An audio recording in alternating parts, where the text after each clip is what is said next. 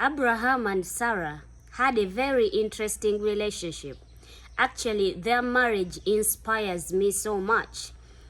They are one of these couple goals that I read about in the Bible, and I'm like, oh my God, these people had something beautiful. In Genesis 12, we see that Abraham, you can start from verse 11 maybe downwards, but you can start from the entire story.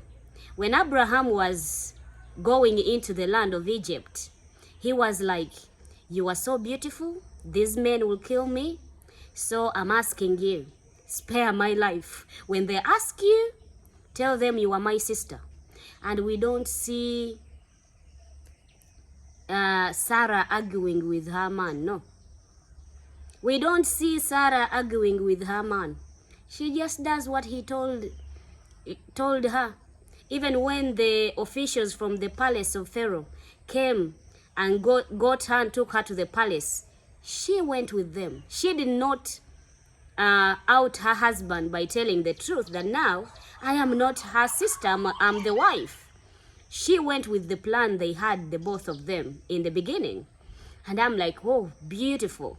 But when I read Genesis chapter 16, when Sarah tried getting pregnant over the course of the years and could not get pregnant, she had this handmaiden. So she was like, Abraham, I'm giving you this woman. Take her in and make her your wife so that we can have a son. I don't see Abraham arguing with her. He just does that. So I think submission has been taught to men the wrong way. They assume submission has to be on the side of the woman. The woman has to submit to them. But when the woman gets a suggestion, they don't want to be the ones submitting. And this love story of Abraham wanted to save his life in Egypt, told Sarah, you are my sister. Sarah did not question. She went in for it. And in Genesis 16, Sarah is like, I've failed to give you a son, so go in with this handmaiden. He just goes in with her. We don't see an argument about it.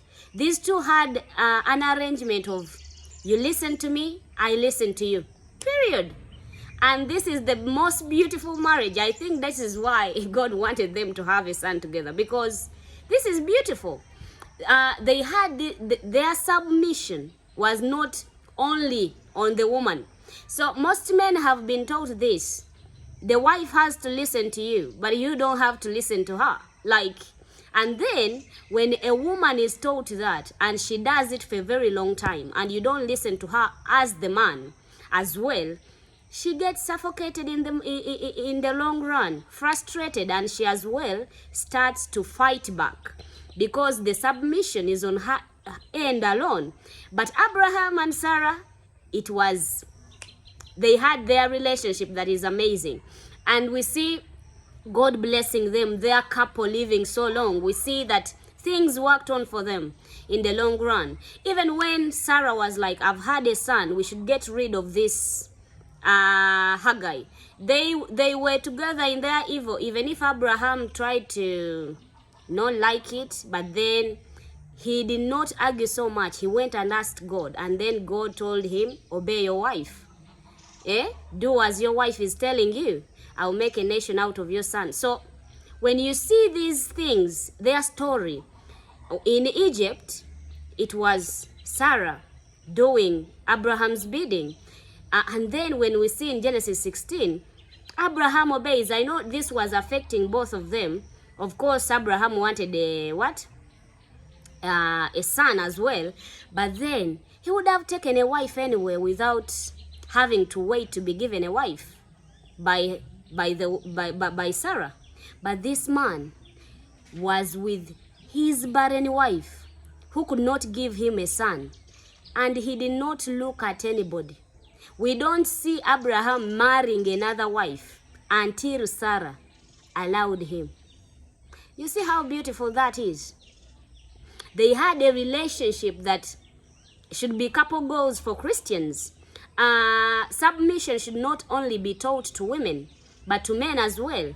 Listen to your wife, and the woman listen to your husband.